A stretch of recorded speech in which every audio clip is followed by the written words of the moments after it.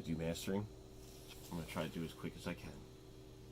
Mastering is the most delicate. It is the final touch. And it should be done completely sober with the best speakers possible by someone who's done it thousands of times for stuff that's been released.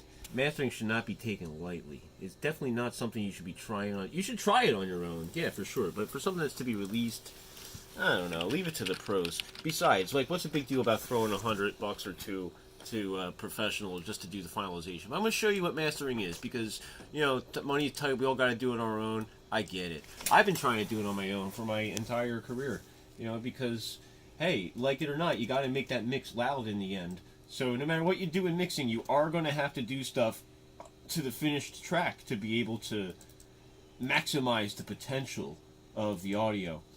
So what I do is I go into the folder of the audio files from the recording, and I look at the most recent one. That's the mix. So I'm going to import it into this John, and it goes up to a track. I'm just going to go into the other window and make sure that it's here.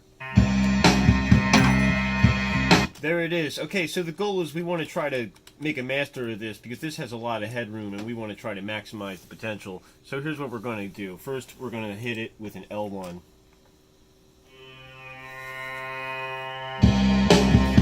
So as you see, there's a lot of room over here.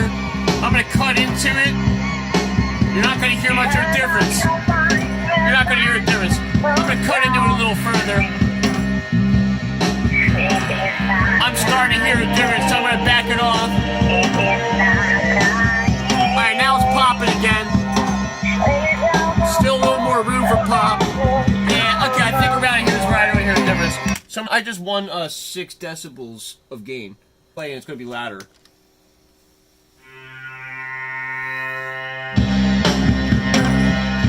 So those peaks of the drums and stuff, I could chop into them with the wideband compressor, but then, you know, we'll hear noticeable distortion. I want to hit it with a C4.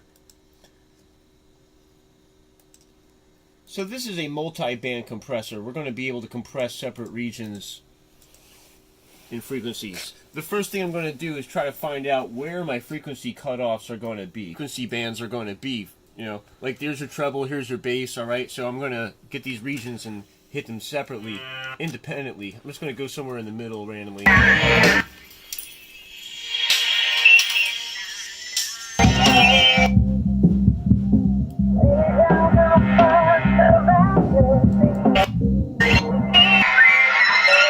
I've identified discrete, by themselves, frequency bands by compression separately.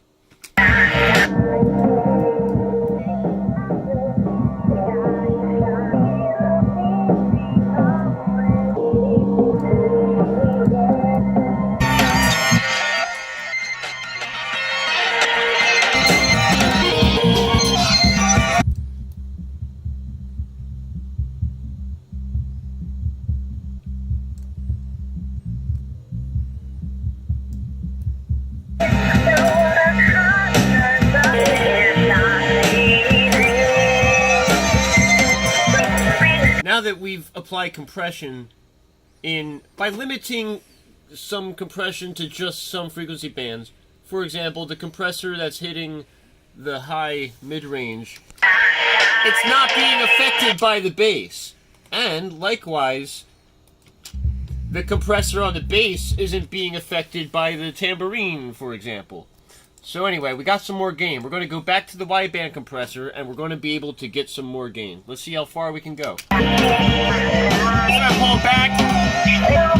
Yeah, it's starting to pop again over here. So we were at 6, and we just got another 6 of gain over here. Now I'm going to compensate for it. I'm going to hit play, and it's going to be even louder.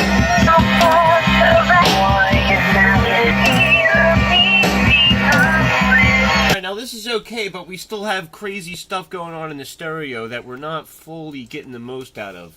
So I think we're going to have to move to mid-side compression. Are you ready? Down? Are you ready for mid-side compression? Oh, this is a treat here. So we're going to move this wideband compressor all the way to the end. And we can get rid of this C4. Not quite. We're going to put 2 mono C4s on these two mono tracks I've created. I'll tell you why. They're not going to be left to right. They're going to be the stereo and mono information. And you're asking, how does this happen? Well, we have this thing called a matrix. I'm looking for it. It's in this list somewhere, MS matrix. And then we put a copy of that instance, an instance over here on this side. Good. So then we're going to output this to 1 and 2, and we're going to have these two receive from 1 and 2. And then these two, these two are going to output to 3 and 4.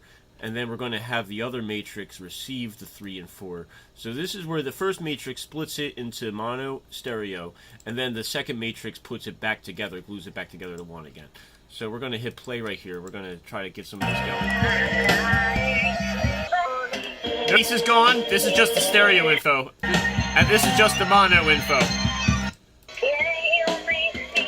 So now we're going to move back to our multi-band compressor. We're going to kind of borrow the settings from the last one to this one a little bit. Let me see here. 692 and then 80. Somewhere near there. And then somewhere near there. And then I'm going to copy that to this side. So then we're going to start attacking it. We're going to hit just this one by itself.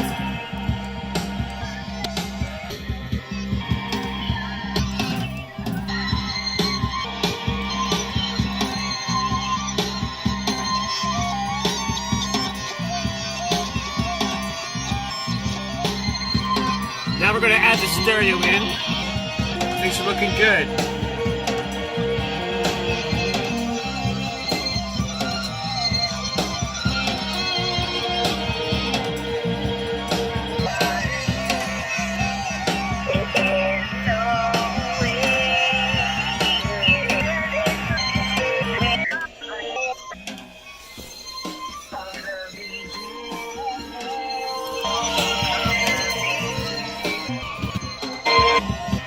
We're going to hit the output of all this with the multi-band. Last time we were able to get 12 decibels a gain, but let's see how much we can get this time. I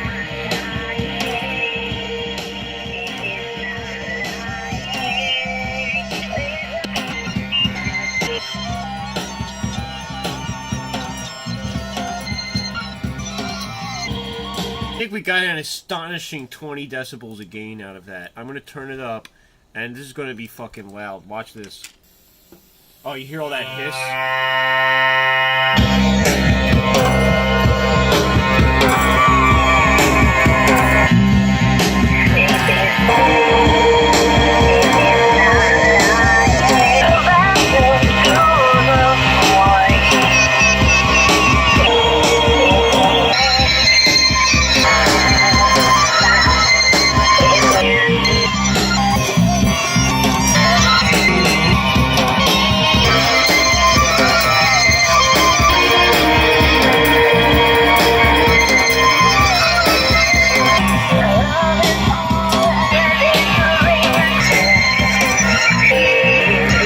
Cool, that's enough of that before I go deaf.